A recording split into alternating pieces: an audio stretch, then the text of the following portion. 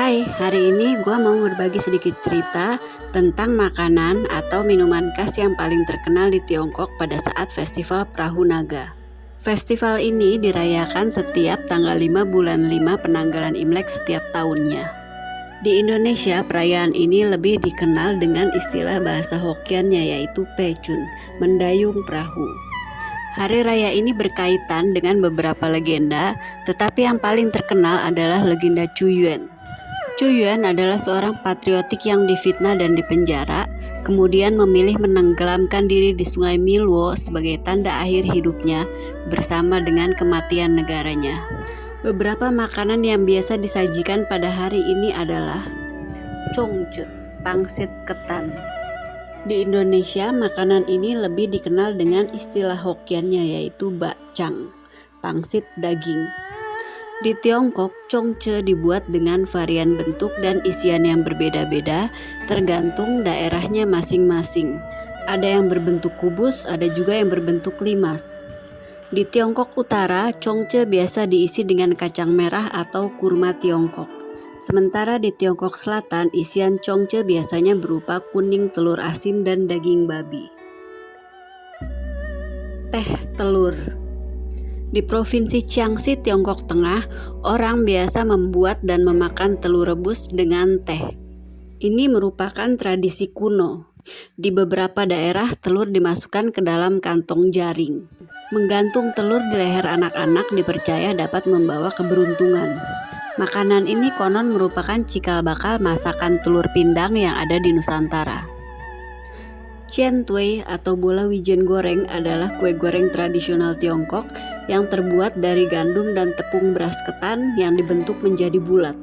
Isiannya biasanya pasta kacang manis, biji teratai atau kacang tanah. Chien Tui adalah makanan khas di Tiongkok Timur pada hari Festival Perahu Naga dan Imlek. Ketika dibawa ke Indonesia, makanan ini lebih dikenal sebagai onde-onde. Pancake tipis adalah makanan berupa roti gulung dengan rasa yang gurih dan berisi daging babi, kubis, dan sayuran lainnya. Biasa terdapat di kota-kota di sepanjang pantai timur Tiongkok. Anggur rilgar adalah anggur kuning tradisional Tiongkok yang diberi bubuk rilgar. Pada zaman kuno, rilgar dipercaya dapat menangkal semua racun dan efektif untuk membunuh serangga serta mengusir roh jahat. Telur bebek asin populer di Tiongkok Selatan. Telur biasanya direbus sampai matang, dikupas dan disantap pada saat sarapan. Makan telur yang dicampur dengan bawang putih dipercaya dapat meningkatkan kesehatan. Belut. Makanan yang satu ini biasanya terdapat di Tiongkok Tengah. Belut dipercaya memiliki kandungan nutrisi yang tinggi. Takau alias kue beras ketan adalah makanan khas dari Provinsi Jilin di Tiongkok Timur Laut.